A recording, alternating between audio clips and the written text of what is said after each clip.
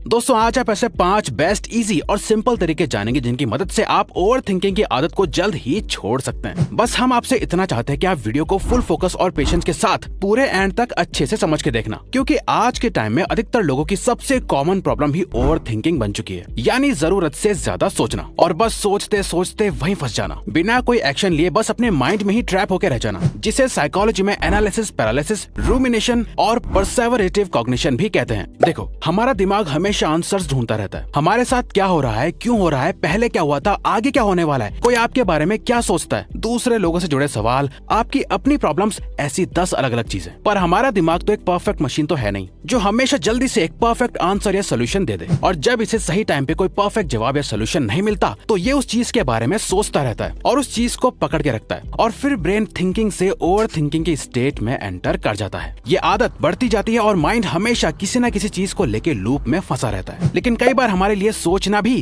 जरूरी होता है, तभी तो हम ग्रो भी करते हैं, जिसे राइट थिंकिंग कहते हैं। लेकिन वहीं ओवर थिंकिंग करना गलत होता है जो हमें पीछे लेके जाता है। तो अब हम सबसे पहले ये कैसे पता लगाएं कि हम कब राइट थिंकिंग कर रहे हैं जिसे करना हमारे लिए जरूरी है, और कब हम ओवर थिंकिंग कर रहे हैं ताकि हम ओवर थिंकिंग की स्टेट में अपने दिमाग को एंटर होने से रोक सकें और इस ओवर थिंकिंग की आदत को छोड़ सकें। नंबर 1, जानो कब आप ओवर थिंकिंग कर रहे हो और कब आपको इससे रोकना है। अब ये तो हम सबको पता है कि ओवर थिंकिंग नुकसानदायक है, लेकिन ये कैसे पता लगाया जाए कि हम ओवर थिंकिंग कर रहे हैं या राइट थिंकिंग। तो इसे समझने के लिए फॉर एग्जांपल मान लो आप अपने ऑफिस से घर आ रहे हैं और वापस आते हुए आपके बॉस ने आपसे कहा कि मुझे तुमसे कुछ बात करनी है, लेकिन वो बात हम मंडे को करेंगे। और अब बस आप पूरे हफ्ते बस यही सोचते हो कि वो क्या बात करेंगे, आपसे कोई मिस्टेक तो नहीं हो गई, कहीं मेरी जॉब खतरे में तो नहीं, और बस दिन रात यही सोच रहे होते हो, जबकि आप इसके बारे में कुछ नहीं कर सकते। आपकी सोचने से कोई सोल्यूशन नहीं निकलने वाला, फिर भी आप ओवर थिंकिंग कर रहे होते हो। जबकि जब आप मंडे को अपने बॉस के पास जाते हो तो बस उसे इतना पूछना था कि वीडियो एडिटिंग के लिए अभी कौन सा लैपटॉप बेस्ट है, क्योंकि उसके भाई को भी वीडियो एडिटिंग सीखनी है, क्योंकि आप भी एक वीडियो एडिटर हो तो आपको इसके बारे में अच्छी नॉलेज होगी। इसीलिए आपके बॉस ने आपसे पूछा और आपने क्या कुछ नहीं सोच लिया था, उसका बिल्कुल उल्टा था। अब दोस्तों ये सिर्फ एक एग्जाम्पल था। तो जब भी आप ओवर थिंकिंग कर रहे होते हो तो आप ये 3 चीजें नोटिस करोगे। पहला, रेपिटेशन, जहां आप एक लूप में फंस जाते हो, एक ही चीज को बार बार अलग अलग तरह से सोचते रहते हो। जैसे आपके किसी दोस्त ने या पार्टनर ने आपसे मजाक में कुछ ऐसा कह दिया जिससे आप बहुत ज्यादा हर्ट हो गए, तो अब आप उसी चीज के बारे में बार बार सोचते रहोगे।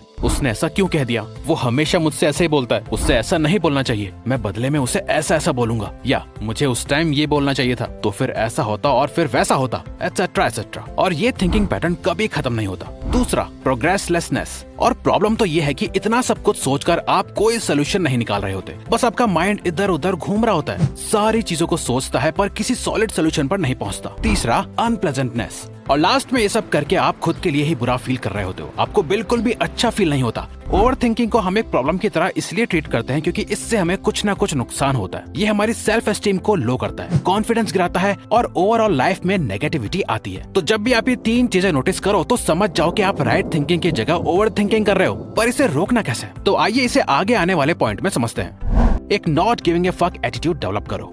अगर आप भी ओवर थिंकिंग को जड़ से खत्म करना चाहते हो तो आपको एक ऐसा एटीट्यूड डेवलप करना होगा जहां आपको हर किसी चीज से जल्दी से कोई फर्क ही ना पड़े। बस जो चीज आपके लिए सच में इम्पोर्टेंट है और जो आपके कंट्रोल में है, सिर्फ उसके बारे में आपको सोचना है और बाकी की सब चीजों से आपको फर्क नहीं पड़ना चाहिए। लोग आपके बारे में क्या सोच रहे हैं, आपकी हाइट छोटी है, दुनिया इतनी खराब क्यों है, ये ऐसा है, वो वैसा है, एटसेट्रा एटसेट्रा। जब भी आप खुद को इन जैसी हजारों बातों से परेशान होते हुए और ओवर थिंकिंग करते हुए पाओ तो खुद से बोलो अपने दिमाग में फक इट, यानी भाड़ में जाए, और आगे बढ़ जाओ। अब आप सोच रहे होंगे कि हम आपको ऐसा बोलना क्यों सिखा रहे हैं, ये वर्ड तो गलत है। वेल, तो इसके पीछे एक साइंटिफिक एंड साइकोलॉजिकल रीजन है जिसे डिसरप्टिंग द पैटर्न कहा जाता है, यानी थिंकिंग पैटर्न को बीच में ब्रेक करना। क्योंकि ओवर थिंकिंग करते हुए आप एक लूप में फंस जाते हो जहां आप घूम फिर के एक ही चीज के बारे में सोचते जाते हो। और फक इट का यहाँ पर लिटरली मीनिंग सिर्फ यही है कि भाड़ में जाए और कुछ नहीं। ऐसा शॉकिंग वर्ड बोलने से आपका ब्रेन अलर्ट हो जाता है और आपका थिंकिंग पैटर्न बीच में ब्रेक होके रुक जाता है। देखो दोस्तों, कभी आपने एक पेपर पे लिखना कि आप किन किन चीजों के बारे में ओवर थिंकिंग करते हो और उसके नीचे लिखना कि क्या ये चीज या सिचुएशन 100% मेरे कंट्रोल में है या नहीं। देखना, मोस्टली ऐसी चीजें होंगी जिन पे आपका कंट्रोल ही नहीं होगा और कुछ ही ऐसी चीजें होंगी जिन पे आपका कंट्रोल होगा। तो जिन चीजों पर आपका कंट्रोल ही नहीं है उनके बारे में आपको नहीं सोचना चाहिए। आपको सिर्फ उन चीजों के बारे में सोचना चाहिए जो आपके कंट्रोल में है।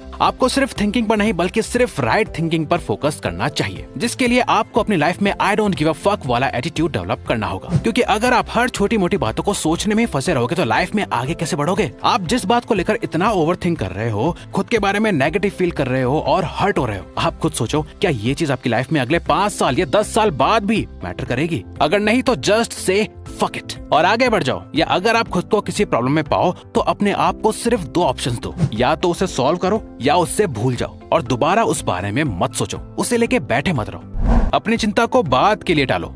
वरी पोस्टपोनमेंट को सिंपली समझे तो इसका मतलब है कि आपको अपनी वरी को पोस्टपोन करना है, यानी अपनी चिंता को बाद के लिए टालना है। जैसे कि हर एक चीज का टाइम होता है और हर किसी चीज को हमेशा करते रहना सही नहीं होता, वैसे ही आपको अपनी थिंकिंग के लिए भी हर दिन में दिन का एक पर्टिकुलर टाइम पीरियड सेट करके रखना है, लाइक 1 या आधा घंटा, जिस टाइम पीरियड के अंदर ही आप अपनी प्रॉब्लम्स या थॉट्स के जवाब और सॉल्यूशंस ढूंढोगे, ताकि आप ये हमेशा सिर्फ सोचते रहने की आदत से बच सको। क्योंकि सोचना भी हमारे लिए जरूरी होता है, लेकिन एक लिमिट में जरूरत के अनुसार ही सोचना जरूरी होता है, जो सिर्फ और सिर्फ एक टाइम लिमिट के साथ ही डेवलप हो सकता है। यानी अब से आपको कभी भी ऐसा लगे कि कोई थॉट आपको उस पर्टिकुलर मोमेंट पे परेशान कर रहा है, तो ये सोचो कि अभी मैं इस थॉट को छोड़ देता हूँ और मैं इसके बारे में शाम को सोचूंगा। अभी मेरे लिए जो करना इंपॉर्टेंट है मैं उस पे फोकस करता हूँ, और जब कुछ घंटों के बाद वो टाइम आएगा सोचने का, तो तब तक या तो वो थॉट आपको इतना इंपॉर्टेंट नहीं लगेगा, या फिर तब आप उसके बारे में और अच्छे से सोच पाएंगे, या अगर वो चीज आपके लिए सच में लॉन्ग टर्म में इंपॉर्टेंट नहीं होगी तो आप उसे भूल चुके होंगे। अब वरिंग पोस्टपोनमेंट से होता यह है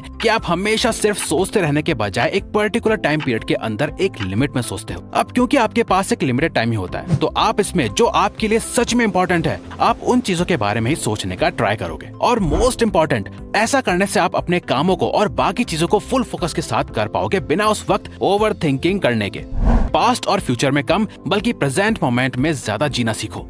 अच्छा, मान लो आपका कुछ हफ्तों में एक बहुत ही इंपॉर्टेंट एग्जाम है, पर आपने उसके बारे में कुछ नहीं पढ़ा, और अब आप ये ओवर थिंक कर करके अपना और ज्यादा टाइम वेस्ट कर रहे हो कि आपने क्यों नहीं पढ़ा, आपको पढ़ लेना चाहिए था। यानी अपनी पास्ट में हुई मिस्टेक्स को लेकर सोचे जा रहे हो, या फिर आप फ्यूचर को लेकर परेशान हो रहे हो और ओवर थिंक कर रहे हो कि आगे मेरा क्या होगा, अगर मैं एग्जाम में फेल हो गया तो मैं क्या करूंगा, अब मैं क्या करूं। ऐसा करके आप अपने प्रेजेंट में और ज्यादा टाइम वेस्ट कर रहे हो। तो अब ये सोचो कि अपने पास्ट या फ्यूचर के बारे में ओवर थिंक करके आपका एग्जाम अच्छा हो जाएगा? नहीं ना। तो बल्कि अपने एग्जाम में अच्छा परफॉर्म करने के लिए आपको प्रेजेंट मोमेंट में रहकर जितना भी टाइम बचा है उसमें अच्छे से पढ़ाई करनी होगी, और यही आपकी इस प्रॉब्लम का एक इकलौता सोल्यूशन है। ये सिर्फ एक एग्जांपल था, आप इसे अपनी किसी भी प्रॉब्लम के साथ जोड़ सकते हो। पर फिर भी ज्यादातर लोग अपने माइंड में सिर्फ पास्ट और फ्यूचर के बारे में सोच रहे होते हैं, जिससे वो अपना प्रेजेंट खराब करते हैं। इसीलिए जब भी आप जिस बारे में ओवर थिंक कर रहे हो, बस ये सोचो कि इस बारे में मैं अभी क्या कर सकता हूँ। चाहे वो एग्जाम के लिए पढ़ना हो या किसी से बात करके अपने कॉन्फ्लिक्ट को रिजॉल्व करना हो, आपके एक्शंस ही आपको सॉल्यूशंस तक लेके जाएंगे। इसीलिए अपने पास्ट और फ्यूचर की ओवर थिंकिंग से बाहर आओ और प्रेजेंट में जीना शुरू करो। अगर फ्यूचर में जियोगे तो भी टेंशन में रहोगे, पास्ट में जियोगे तो दुखी, लेकिन प्रेजेंट में जियोगे तो आज में फोकस रहोगे और ओवर थिंकिंग भी नहीं करोगे।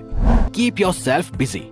अब आपने ये तो सुना ही होगा कि खाली दिमाग शैतान का घर। अब मानो या ना मानो, लेकिन अधिकतर लोगों की ओवर थिंकिंग की शुरुआत तब से होती है जब वो लाइफ में एक्शंस लेने के लिए बिजी नहीं होते, बल्कि सिर्फ सोचते रहने में ही हमेशा बिजी रहते हैं। लेकिन जब भी हमारी कोई ऐसी हैबिट हमारा बिहेवियर बनने लगे, तो हमें हमेशा उसको ऑपोजिट करना शुरू कर देना चाहिए। यानी हमने आपको ऑलरेडी बता दिया है कि आपको बाकी चीजों की तरह ही आपका थिंकिंग टाइम भी डिसाइड करके रखना है। तो आपको सिर्फ उसी टाइम में सोचना है, और बाकी टाइम में आप अपने आप को जो चीजें आपके लिए इंपॉर्टेंट है उनके लिए एक्शन लेने में बिजी रखो। अपना डेली शेड्यूल या रूटीन ही इस तरीके का बना लो जहां आपके पास ओवर थिंकिंग का टाइम ही ना बचे। अब बस एक्शंस लेने में बिजी हो, क्योंकि एक्शन टेकर्स थिंकिंग करते हैं लेकिन ओवर थिंकिंग नहीं।